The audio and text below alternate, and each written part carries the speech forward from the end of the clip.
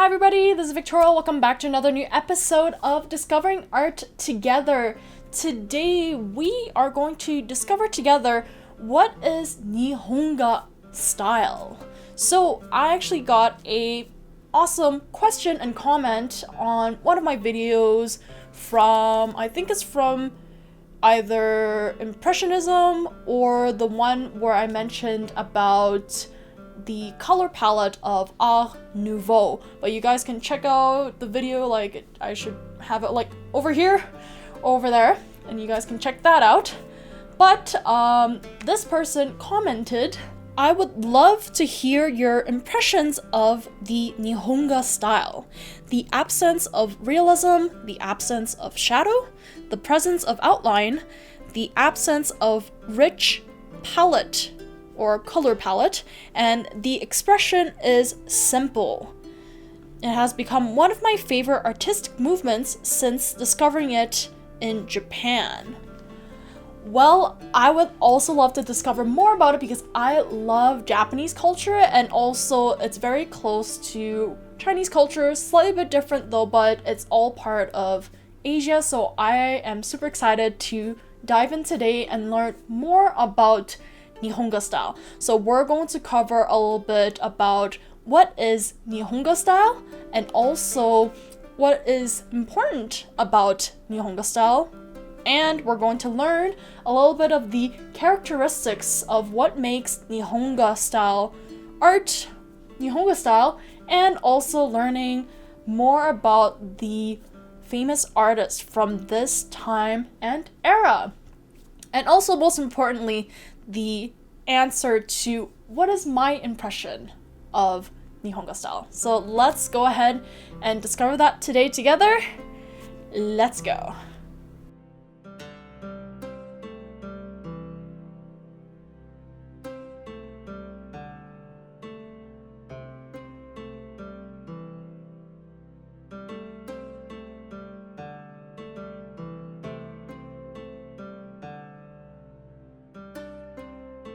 Okay, so let's go ahead and learn what is Nihonga style, because I actually don't know much about Nihonga style. I've heard of it, I've heard of Nihonga style and ukiyo-e art, which I think is a lot older, but we shall discover a little bit more about that. So let's get started.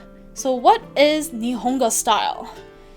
Nihonga, in Japanese, this is how you write Nihonga, is a Japanese style of painting that uses mineral pigments and occasionally ink together with other organic pigments on silk or paper.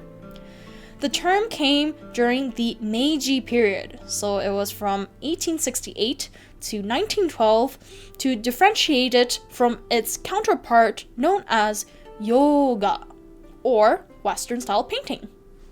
The word Nihonga literally means Japanese painting, which can sound broad, but this is a very unusual and specific niche within the variety of Japanese painting styles and techniques.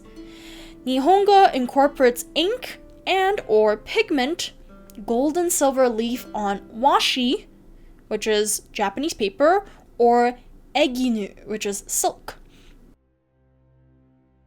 Introduced to Japan through its contact with Chinese culture, the Nihonga technique has remained relatively unchanged since the 8th century. Although the style originated in the Chinese Tang dynasty, which is from 618 to 907, it was overlooked by its native country when ink painting became the dominant medium. The Chinese style, however, was adopted in Japan, and its development defined Japanese painting for centuries.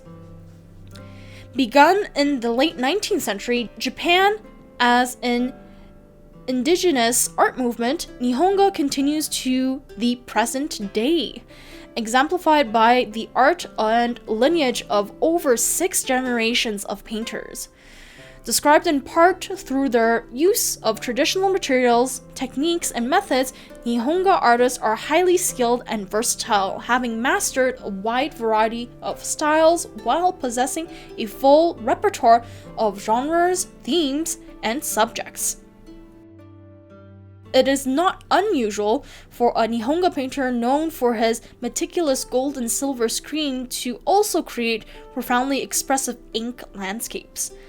As an art movement, Nihonga and its artists have incorporated nearly every aspect of modernity in painting.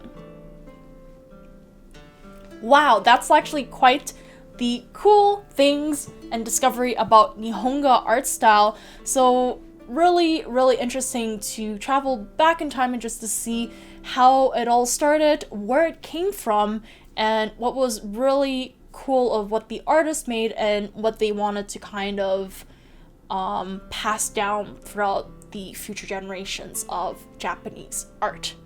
So now let's take a look at what is so important and interesting about Nihonga style. Nihonga artists attempted to merge aspects of Western art, such as chiaroscuro and one-point perspective, with the conventions of traditional Japanese styles of painting. Not only were Japanese materials used, but the teaching and practice of Nihonga incorporated centuries-old beliefs and traditions. Nihonga developed as an art movement in direct response to the transformation of Japanese society during the Meiji period, as Japan opened its trade borders for the first time in over 2 centuries. A push toward the modernity occurred in all sectors of the country's society. The Nihonga, which Okakura intended to foster, was not just preserving traditional Japanese technique and style, but also brought it some necessary Western techniques, aiming to create Japanese paintings which could hold their own against Western paintings.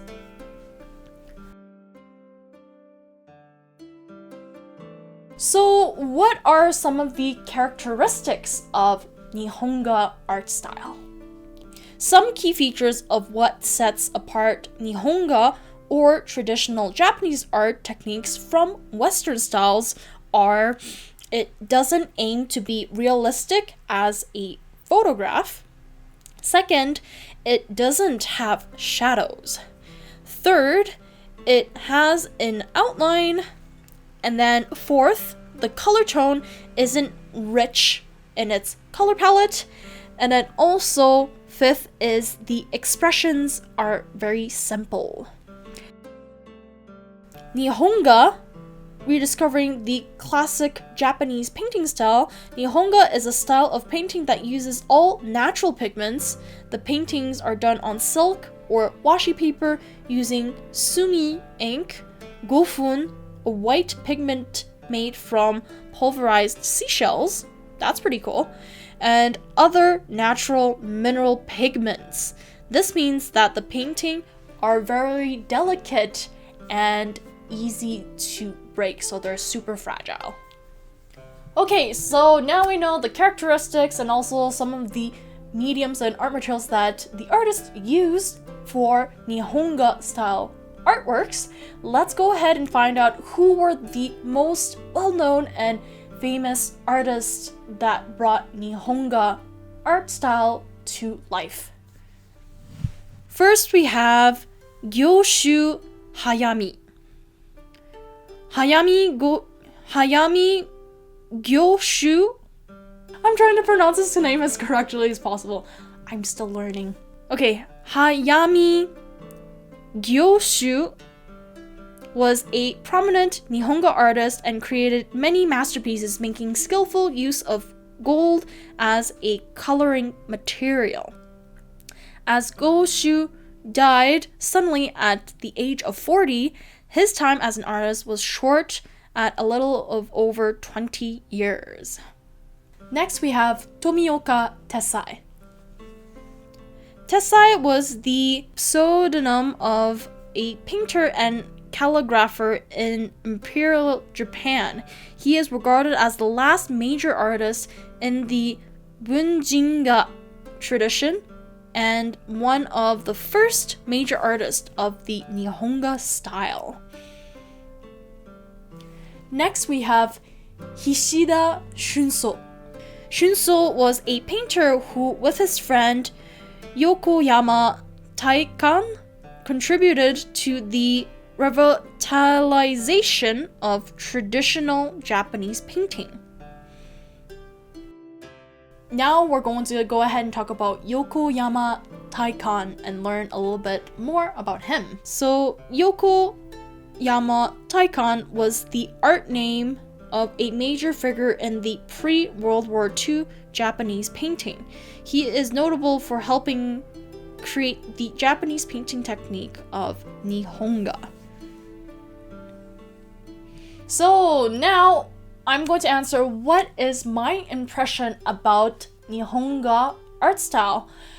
I would like to say that I'm really happy that I discovered more about this particular Japanese art style because it brings back a lot of good memories when I painted traditional Chinese art. It has a lot of very close similarities to it, but at the same time I really love how the artists from the Nihonga style brought in a lot of Western elements and aspects from Western style painting and kind of made it its own and something new. So it's not exactly the old traditional Japanese art, and it's not also kind of evolved so that it looks closer to Western style paintings. So I find that they finally found the zen, like that balance of having a little bit of both and being able to create something new. And the nice thing about it is that they continue to experiment and move it forward because it actually, we have Nihonga style and a lot of artists still practice that today, and we actually can see it in a lot of the artists in today's society and art world. And every time when I look at Nihonga art, it makes me feel very calm, very tranquil, and it's really nice because the use of their color palette, when it's not too intense or super rich, it has that nice natural tone to it and color, and since it's actually made out of natural pigments, that helps out a lot to bring the nature into the artwork itself. So it makes it really nice. It feels really melancholic and you feel at peace, as if you were to go back to the mountains where there's like a lot of trees, a lot of nature, and it's just so beautiful. If you'd like to learn more about how post-impressionist artists had a big influence from Japanese art, you can check out this video over here and take a look and learn more about that. And that is all for today. Thanks again for watching, and I hope you guys learned something new about Nihonga style. Looking forward to sharing more new discoveries with you, and take care. Please make sure to click the like button, also subscribe to check out the latest updates of when a new episode comes out, and I'll see you in the next episode. Take care, stay creative, happy painting and drawing, and I'll see you next time. Bye!